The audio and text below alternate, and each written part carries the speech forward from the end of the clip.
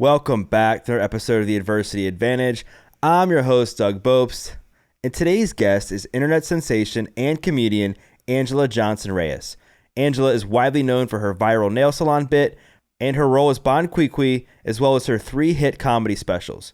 She recently also starred in Real Dirty Dancing on Fox and penned her first book, Who Do I Think I Am?, which is the occasion for today's combo. So let's get this conversation going and welcome Anjelah Johnson Reyes to the Adversity Advantage podcast. Anjelah, welcome to the podcast. Thank you. Thank you so much. I'm excited to chat with you for many reasons. And one of the things that was really inspirational, you were on a show, Real Dirty Dancing, and you were partnered up with my lookalike, Tyler Cameron. Yeah. How's that for a joke? And what's fascinating to me is that I know throughout your life, you struggled a lot with anxiety, different insecurities, fears. So how did that all play out on a show, doing something such as dancing, where the average person, this terrifies the average person just in public or in private with just their spouse or their partner, like let alone on national television? You know, I'm very grateful that I have a very supportive husband who was very encouraging throughout this whole process. But you're right, like dancing, sexy dancing is called dirty dancing for a reason. And it definitely was dirty dancing. It was a new place for me. It was very vulnerable, but I feel like I was ready for it. I've been doing a lot of work on myself lately, the past maybe 5 years. And I feel like I was ready for something like that. Yeah. For sure. And I think that having a good support system is everything when it comes to being able to manage your anxiety, having somebody to, support you to chase your dreams, having somebody to kind of push you when you're just not feeling like yourself. But like you mentioned, you've done some work on yourself over the last 5 years and done some healing work. Like, what has that process been like for you? Like, what are some things that you had to work through and that have essentially led you to where you are now?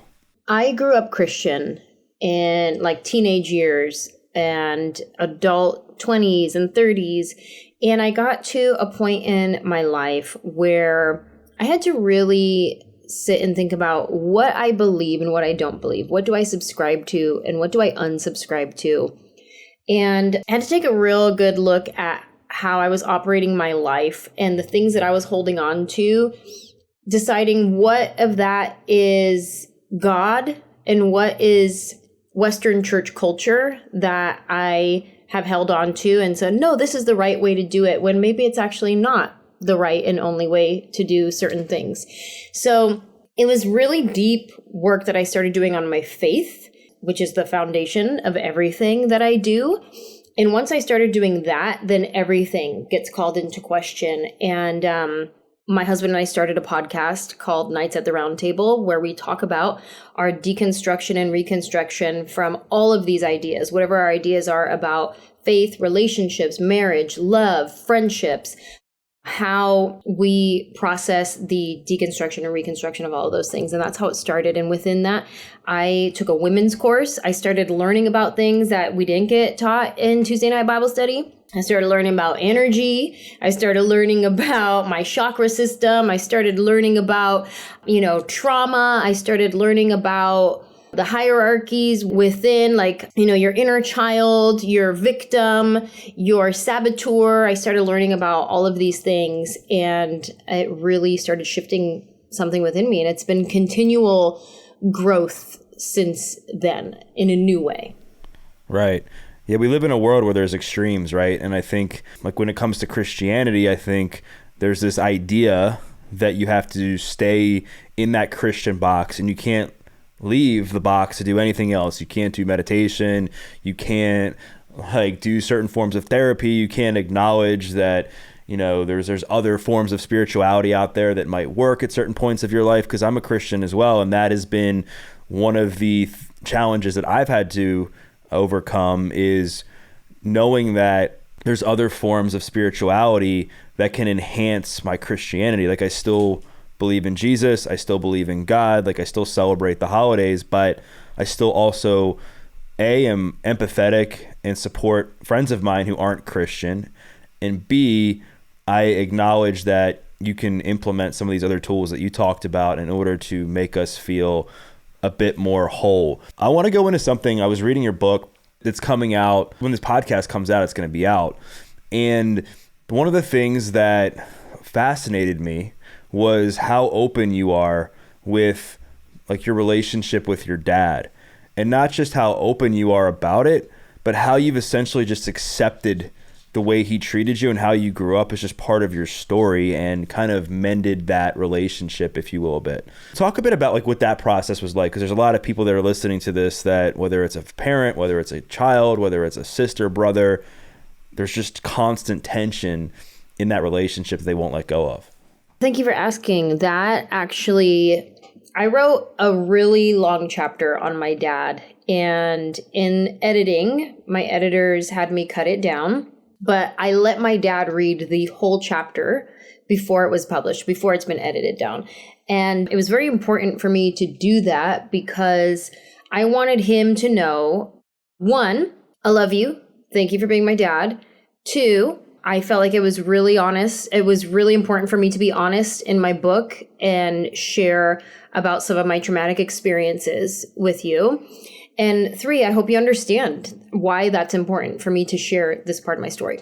And my dad and I, so my dad was scary growing up, just to be honest. He was amazing. He was funny. My dad's the first comedian that I've ever seen in my entire life because he taught me how to get a laugh in the room, in the conversation. He was the guy who was like, zing, zing, whatever you say, he's going to tag it with something, and he's hilarious. So he taught me how to be funny, how to get the laugh, and just by watching and learning from him. And at the same time, my dad had a temper. My dad did not show restraint in his temper. And it, you know, my parents' marriage didn't last very long. And when we would go with my dad on his weekend, it was like we didn't want to go because we didn't know which dad we were going to get. Like fun dad who was going to, you know, take us to go see a wrestling match at the arena, or like scary dad who's going to spank us because he's in a bad mood. And, you know, I use the word spanking lightly, like it, you know, he had a temper and he didn't know how to control it. And it was hard, but also it does make me who I am because I've gone through therapy for years, and my relationship with my dad was the number one topic of choice because he gave me my royal inheritance, which is rage. And now I also have that inner rage that only my husband knows the combination code to this lock to let the rage monster come out. And I had to learn why I did certain things, said certain things, why I shied away from confrontation, why I would blow up, why I couldn't communicate my feelings. Well, I never saw that in my childhood growing up. And I went through therapy, worked on it a lot, and I came to the realization that my dad is just a kid who grew up and had kids. Like, he was taught what his parents taught him. His dad beat him. You know what I mean? Like, that's just what he grew up learning. And then he had kids, and he's still the same kid who was taught that, just had kids. So I have to have grace for my dad and be like, you know, you did the best you could with what you were taught. And I don't hold it against you. I'm very grateful for you, and you did your best. And it hurt sometimes, but it also gave me a lot of material for stand-up comedy and for a book. And it's all a part of my journey and my story. I love that. And I love how you shared that. And I think there's people that are listening to this that are hopefully going to relate to you sharing, like how toxic the relationship it seemed was between the two of you growing up, and then B, like how you're at a place now that you're not letting it impact you in the way that it once did. And now you're using that part of your story to not only help other people, but essentially to bring you and your dad closer together. I want to go back to something that you touched on that I think gets kind of stigmatized, and that's anger. Like, sure, anger can be very negative because you obviously, when you think of anger, you think of hurting other people, you think of screaming at somebody, you think of doing things you wish you didn't do out of like this certain emotion. But I think anger can also be something positive. Like we make some of our biggest changes in life when we're angry. We finally decide we're going to lose the weight. We finally decide we're going to exit that relationship. We finally decide that we're going to like pursue a different career. So have you, like through your therapeutic journey with working on that emotion, have you learned how to harness that emotion in a way that's productive? I feel like it's something I'm continually learning and working on, but for sure. I mean, I used to have very unhealthy patterns with marriage. If I were to get angry, I would get quiet and I could ignore my husband for like days. I would just hold a grudge for days. And it was my way of like, I'm hurt, so I'm going to hurt you. And I'm going to hurt you by not talking to you, but I'm going to cold shoulder you. And then my husband would be like, hey, you can't do that. Like, we're on the same team. You know what I mean? Like you have to learn how to communicate your feelings. And slowly I would work on it. And it wasn't 2 days that I was ignoring him. Now it was just one day. Now it was just all day. Now it was just a few hours. And then it got to the point where I was like, I just need to walk away for a minute and then I can come back. And then I remember, oh yeah, you love me. I love you. We're on the same team. I was feeling this because you said that. And then when you said that, that triggered this and it made me think of this and blah, blah, blah. But in the moment, there's definitely, I can still pop off. She not all the way fixed. You know what I mean? She still got some work. Yeah, that's funny. Man, I love how honest you are about that because it's so common with people to experience not only anger, but this gradual increase of how their anger impacts their life, where now you're not just getting into one fight, you're getting into 2 fights a day. You're now not talking to somebody for an hour. It's now becoming a day. It's becoming a week. It's becoming like eternity. And a lot of it is unjustified, right? Because sometimes we're just not able to check our egos, be humble, know that we all make mistakes and we're all human at some level. I want to go back to another thing you said where you talked about this relationship you have now with your husband. You just touched on your marriage stuff, but now it seems like you guys have a pretty solid relationship, and you write about this, you talk about this and how supportive he is and how much he's been by your side through everything. But what was your relationships like prior to that? Because I'm always interested how childhood dynamics and things like divorce and unhealthy relationship with parents like impact adult like relationships. So what did that look like? Well, I am my father's daughter, so my dad is a forever bachelor. And even when he was married, he was still living that bachelor life. My dad's a ladies' man. He's charming. He's funny. He was athletic. Like, he's the guy, right? So after my parents got divorced, my dad would never have a girlfriend. He would have a lot of friends. These are just my friends, right? He had one particular friend who he loved that every weekend that we would go with him, we would go to Linda's house and we all loved Linda, but he would never give her a title. He would never say, this is my girlfriend, like I'm committed to this person. They would play it, all the things. She would make dinner for him, rub his feet. We went camping together, her family and our family, like all the things, but that was just his friend. And so I felt like when I was growing up and dating, I had a lot of friends. I would never give anybody the title of boyfriend. It was like, oh no, like we just went on a few dates, buddy. Like, yeah, a few dates. It's been 6 months. Yeah, but whoa, okay. And I didn't have very many serious relationships before my husband. Like I had a couple of guys that I really liked, and I would say one of them that I really loved, but he was not my boyfriend. He was just a guy that I was dating. And my husband is like the first real serious relationship that I was like, you are my boyfriend. And even that title didn't last for very long because we got married very quickly. So he went from boyfriend to fiance in like a few months. So that's awesome.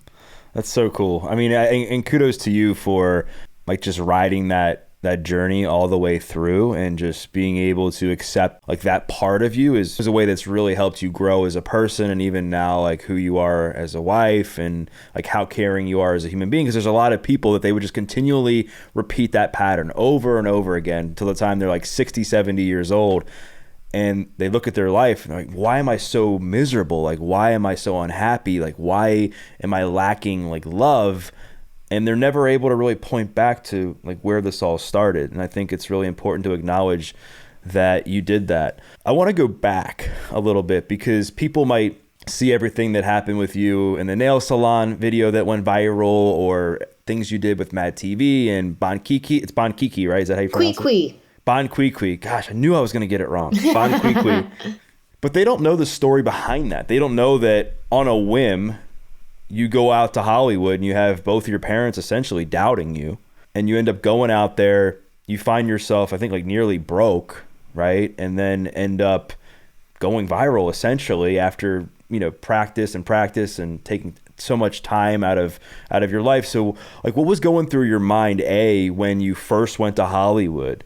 And then what did that process look like from going out there to the mid to late 2000s or whenever it was when you really popped off?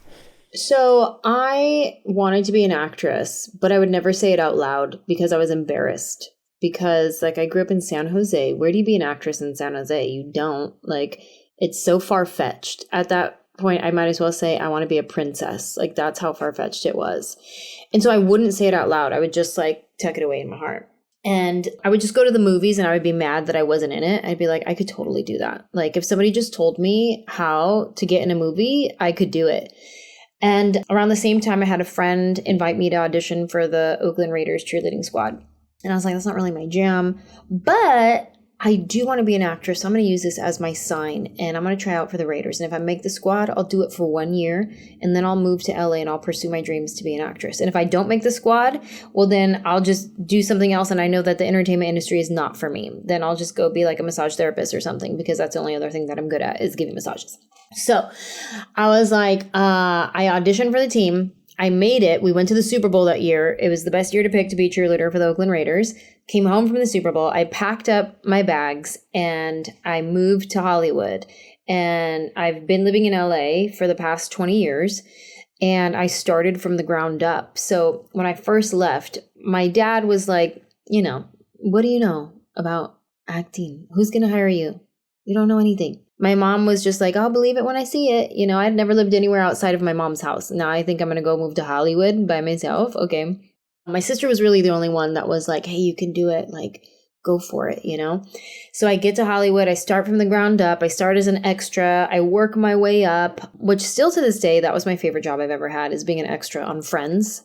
Really? That was awesome. But you're also, by the way, an extra on my favorite show growing up, The Shield. Well, I actually had a role on The Shield. Oh, sorry. That was my first co-star role, but it got cut out. Oh, okay. That's what it was. Yeah. Yeah, I had a premiere party the day the episode aired on TV to show all my friends, and they cut my part. Wow. Talk about an awkward premiere party. Anywho, so I'm in LA and I'm doing whatever I can get involved in. Music videos, commercials. I was a dancer at the MTV Movie Awards one year. Like, just get in where you fit in. You know what I mean? And I was at a place in my life where, you know, I had been an extra, I was a stand-in on a show, and then I didn't have a job. I was on unemployment. All my unemployment checks had run out. So I was at this point where it was like everything in my life was showing me, hey, you tried, but this wasn't for you. So it's time to go home. And the only reason why I stayed in LA was two reasons. One, I felt like God wasn't done. I felt like he was telling me in my spirit, I'm not done yet. I know it looks bad, but hold on, I'm not done. But also my sister would send me gift certificates to the grocery store so that I could get food. She would send me money to pay my rent. And she was like, no, don't give up. Like, keep going. So I stayed. And then next thing you know, this video pops off. And this is at a place, this is 2007, January. I have nothing going on. I have no agent. I have no opportunities. I have no money in my bank account. All of a sudden, this video pops off. It goes viral. Millions of people see this video. Network executives see this video. Everybody wants to meet with me. And they're like, how can we get you to perform in Australia, in the Philippines, and fill in the blank? Everybody wanted me everywhere from this viral video. And I was like, whoa, I only have 12 minutes of stand-up comedy. I guess I better write some more jokes. And I ended up writing more material. I ended up getting an agent and a manager. I ended up booking Mad TV. And by the end of the year, I was a touring headlining comedian. And I had no idea that that was going to be my life. But it literally went from 0 in January of 2007 to I'm on a hit TV show and I'm touring the country. Wow. It's so incredible that you didn't lose like faith during that time in your life. Oh, I'm sure I did in moments. And then it was like, no, he's not done yet.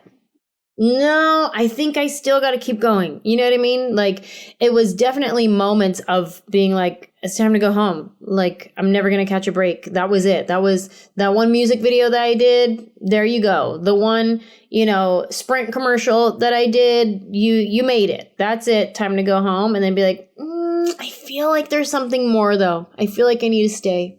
That's awesome. And I think it's super admirable and inspiring because there's so many people in that moment that would have just thrown in the towel and said, you know what? I gave it a shot. I gave it my all. I tried. I did some acting, if you will. It's just time to go home and go be a massage therapist. But you didn't. Like, you knew that God had a deeper calling for you. And that's really, hopefully, is going to light some people up who are listening to this who maybe have given up on their dream or are about to give up on their dream, to just keep going, even though they can't see like light in front of them. I want to go to what happens after that, because it seems that, like, and I think I've heard you talk about this, that was like the peak, I guess, of your career in many ways, right? Like when you get tens of millions of views on that video, and then the Bon Qui Qui and everything, like that was like the prime of your career. And there's people that they get wrapped up in their identity of who they were in that moment in their life, and they just never are able to reinvent themselves, and they keep looking back and be like, man, like I was so popular then, or I had so many more views on my videos, or I had that special did so well. So what was the process like for you to continue to pursue like a newer version of Anjelah, to continue to evolve as a human being, as a comedian, at your craft, so that you can now be where you are today? I feel like, just like I was saying like earlier, like taking a look at what do I believe? What do I subscribe to and unsubscribe to? I had to do that in all areas of my life. And I talk about in the book some roles that I turned down because I thought I was being a good Christian girl. And I remember this one movie script came across my table, and it was a really good script. It was funny, but there was a couple of crude jokes in there. And I was like, no, I don't want to do it. Like, it's going to be raunchy. And no, like I thought I was like being, high moral ground, whatever. Then the movie comes out and it's not raunchy at all. It's actually amazing. And it's called Pitch Perfect. And it's more empowering than anything. And that, to me, I still look at that and go, man, that was a mistake. I made a decision based off what I thought I was supposed to do to be a good Christian. But really, I don't think God cared if I were to do that movie or not. It's not even about that. Christians would care. Sure. Christians would let me know exactly how they feel about the things that I'm doing. God? Do you want to do the movie? Do the movie. You know what I mean? Like, that's how I feel like God would be. And by the way, your book is called Who Do I Think I Am? Yeah. For those listening, and I encourage people to check it out and pick it up. I want to touch on something you just said, because I think it's important for people to hear. I think like admitting you're a Christian sometimes, especially in today's culture, can be like a bad word, because people like don't hate God, so to speak. They hate Christians. And I think the hypocrisy that Christians can practice at times, where you're supposed to be, embraced in this lifestyle where you're not judging others and you're loving people for who they are, and accepting that you have pitfalls and you're going to make mistakes, and that's all part of the bigger picture. But there's a lot of people that are in that space that just judge other people for the decisions that they make. And I think that's where the big issue is. Mm-hmm. It's definitely, people associate Christianity with things. And I think, honestly, for me, it had a lot to do with the election in 2016. And it's 2016 or 2017? 2016, yeah. You know the one I'm talking about. Yeah, I know. Yeah. When the church, a majority of Christians in the church majorly aligned themselves with one candidate that seemed to voice and speak opposite of what love, kindness, generosity, and all the attributes of Jesus are. Right. And so I think for me, that was a big one for me, where I used to point in a certain direction and be like, this is the way to do it. And then I realized the way that I was pointing, I was like, oh, no, don't look over that way. That's not how to do it after all. And so I feel like people associate the word Christian with hypocrisy sometimes. And it's supposed to be love. It's supposed to be Christ-likeness. And I think people get caught up in the association of, you know, what it means to be Christian. And like sometimes when people come for me, like on Instagram, and very judgmental or whatever it is, I like to say, you know what, there is no hate like Christian love. When Christians try to hold you accountable and they're just like, hey, as a sister in Christ, and then go off. And I'm like, you don't know me. You ain't in my tribe. Because you a Christian, I'm a Christian, you think you part of my tribe? Nah. Back up. You ain't in this. Are you in my life? Do you know my heart?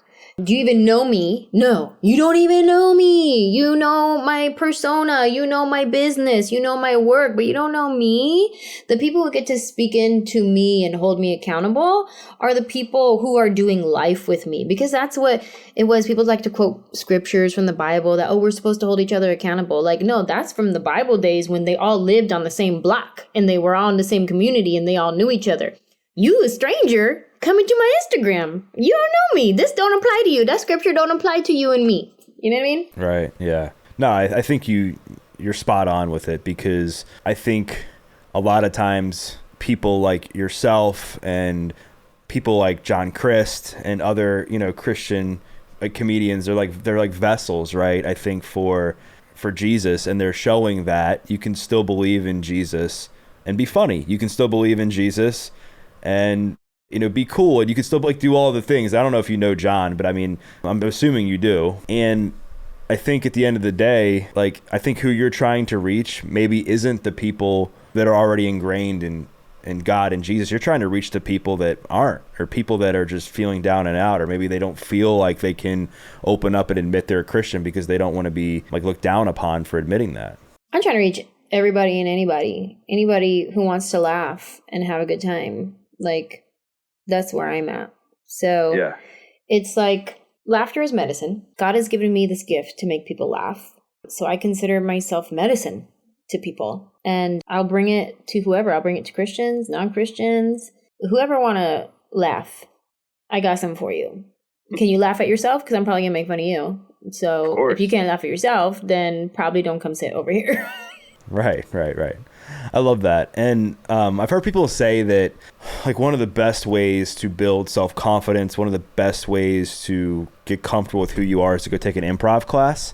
Like, what do you think it is about like standing up on stage and just saying whatever, you know, is on your heart, like just saying like whatever comes to you and just being yourself? Like, what is it about like that atmosphere that you think helps develop self-confidence based on your experience? It's vulnerable. It's a very vulnerable place. You're standing in front of people and you're trying to make them laugh. You have to hope that whatever words come out of your mouth are going to be funny. And if you're off the cuff in an improv class, you don't know what you're going to say. So it's pressure. How do you act under pressure? What do you bail? Do you push through? It's a very vulnerable place to be. So I'm guessing that's why they say if you want to learn about yourself to take an improv class, because you got to get real vulnerable. I mean, that totally makes sense. And I think also like the more, like it makes sense because the more vulnerable you are, the more yourself that you are, like the more you realize the importance of that, and that's going to become like a muscle where now you are practicing that muscle even more. And when you do that, you develop true self-confidence, because I think what happens is people become unconfident with themselves when they're trying to be somebody else because they truly don't like who they are. And I think one of the reasons they don't like who they are is because they're afraid of what other people are going to say about who they are. And I think so when you take that improv class and you open up and you share authentically and vulnerably, it allows people to be themselves and develop that true self-confidence. I mean, even in my career, I was in the beginning trying to be who I thought people wanted me to be. And I was trying to be like super Latino, and the jokes that I shared in my first hour special about my parents, they speak in broken English. And I was like, oh, I can do the accent really well, and that'll be funny. And people just assume that I speak Spanish because I'm Mexican. So let me just portray my mom as this person who she talking like this, and mija, you having to do this. And I'm like, oh, I could do that. My mom doesn't speak Spanish. My dad doesn't speak Spanish. Like, I'm fourth generation. So we don't even speak Spanish, but that's who I was trying to be, who I thought people wanted me to be. And I was ashamed to say out loud that I don't speak Spanish.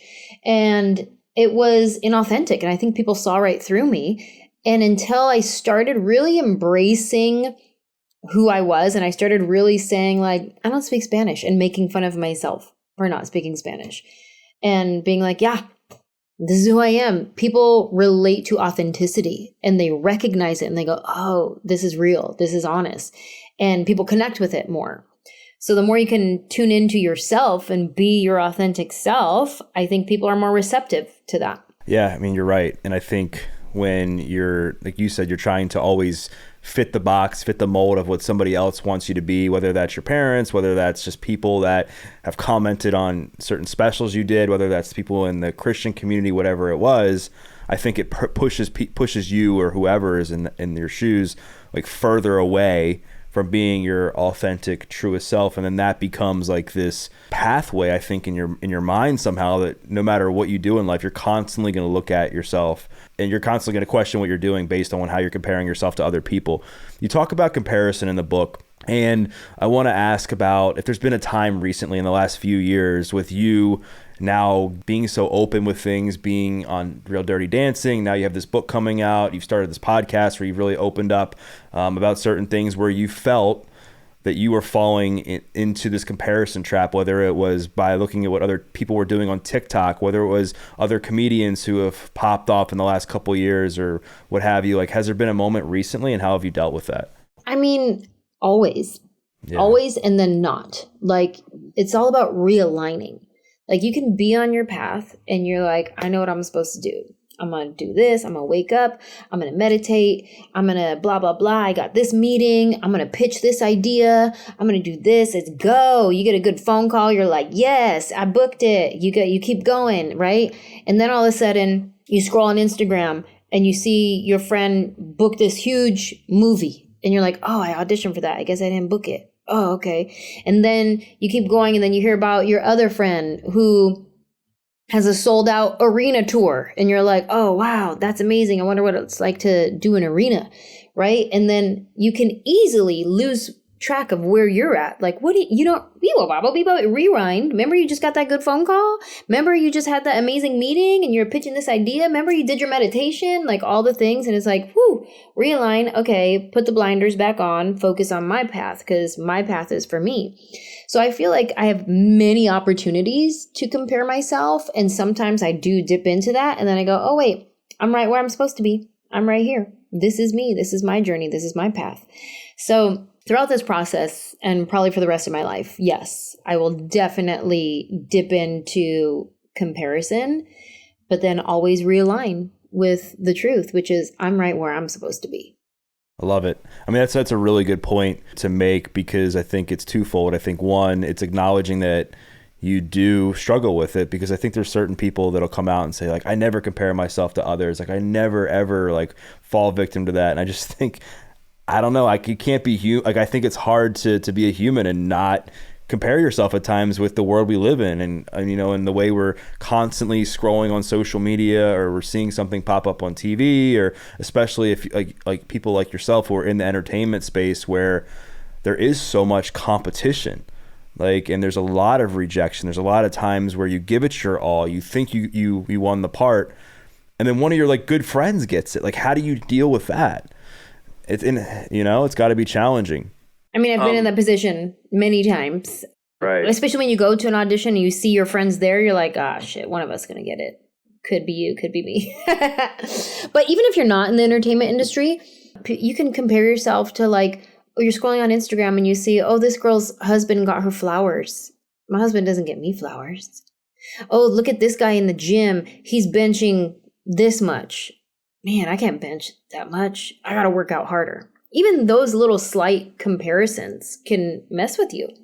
Right. So what have been some of your best practices with like friendships and with like these relationships when sometimes you're against certain people that you're close with going for a role, which I imagine happens more in your industry than it does in like the average like work environment that here, right? It's not like, I mean, I've never been in a job interview in my earlier years when I worked for somebody else where I was like, oh, like there's my friend, like he's coming in for the interview after me. Like I haven't really experienced that. So like, how have you had to have boundaries, like drop your ego, like embrace humility? Like what does that process look like? I remind myself that what's mine is mine.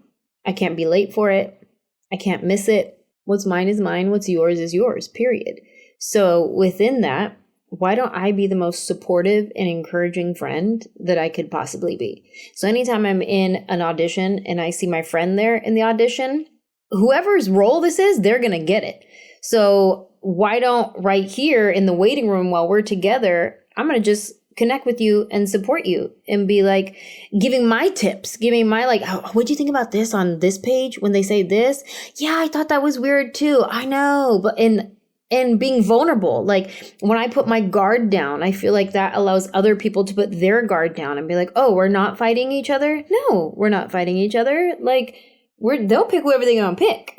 But right here, this is just life. This is me and you. Right. It's such a great attitude to have. And it's such an important lesson because I think you just hit on something that I think is just, it's relatable for everybody. And that's just like being supportive, being loving, being caring of the people around you, like no matter what, and just knowing that what's meant to happen, like will happen, and you have to run your own race. Like I know you talk about that a lot. Like you have to stay focused on the target that you're going after. And I say this frequently, like if you shoot at somebody else's target, like you're going to miss your target every single time.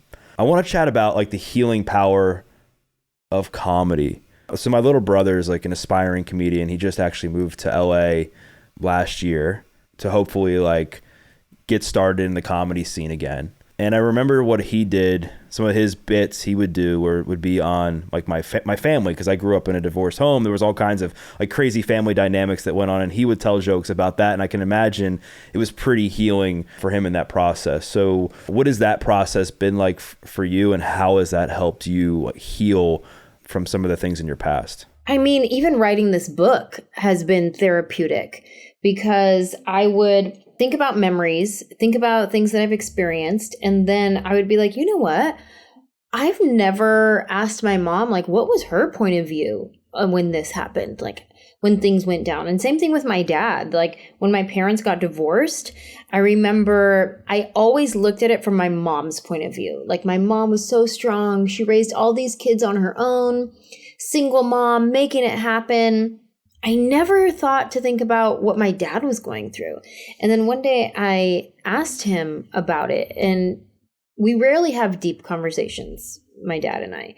He's always like a very surface. Our relationship is very surface. It's like, what movie have you seen lately and stuff like that. It's very much on the surface level. So every time that we can get a deep conversation, like I hold on to that. And my dad, I asked him, what were you feeling in the divorce? And he was like, I felt like I lost my family. I felt like I lost everything. All I took with me was like the bedside table and some clothes. And I felt like everything was being taken from me. And it was in that moment that I was really finally seeing my dad in a human light and was like, oh, you are hurting too. And I've never looked at it from your point of view. And that all came from writing my book, thinking of material, thinking of stories, thinking of how can I make somebody laugh? Oh, when that happened, I wonder how that felt for them. Empathy. You touched on something that I think is it's a superpower, I think, if you can really learn to embrace it, because when people hurt us, when people wrong us, like there's nothing we can do to change that moment or that situation and how they behaved, right? The only thing we can do is try to gain some sort of understanding of what they were going through at that time and have compassion and know that hopefully they didn't like mean it in a personal way. They were just going through a really hard time. They were broken. They were unhealthy. They were experiencing some sort of trauma, and the way that it was projected just happened to be onto you, unfortunately. Right. And obviously there's cases where it's more severe than that. And it's a lot more difficult to kind of process that. But I think for the average person, when they're looking at how somebody treated them in a setting that just didn't go in their favor, I think having compassion and empathy obviously is like the main key to moving through that. The last thing I want to go into is what's next for you. So as I look back at the timeline of your life, it seems that, you had your childhood, then you were the cheerleader, you went and did cheerleading for the Raiders, then you moved to Hollywood, you had your success early on as a comedian, then you've kind of spent, the last 15 years or so continuing to reinvent yourself, and got the book and you've got the Real Dirty Dancing. So like what do you see on the horizon? Do you see more comedy specials? Do you see more acting? Do you and your husband want to have kids? Like what's next for you? I definitely have always wanted to get more into acting. I moved to LA to be an actress, and stand-up is what took off for me. Stand-up has been my bread and butter for the past almost 15 years. But acting has always been something I've dreamt of. And my dream is to one day have a multicam sitcom like Friends, like how I started. I would love to, perform in front of a live studio audience, recording our show, and, have our sets and have, our tape night on Friday nights. And it's such a exciting experience. Like you get to make magic, TV magic, and I think back to like I Love Lucy and, classic sitcoms and, shows that I grew up on with Will and Grace and Friends. And I would just love to be able to be a part of that family, or I can say I was also on a multicam sitcom and I also did that with my life. And I'm sure with your commitment to your faith in God and your belief in like how things are playing out, like in your favor, despite what happens, coupled with your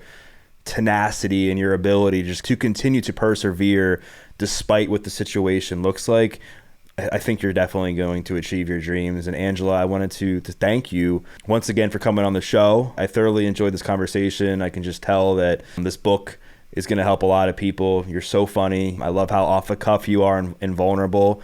And if people want to learn more about you, if they want to connect with you, they want to get the book, where's the best place for them to do that?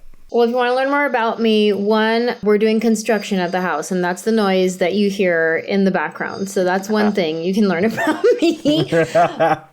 You can pre-order my book, or by the time this comes out, it's probably available to you.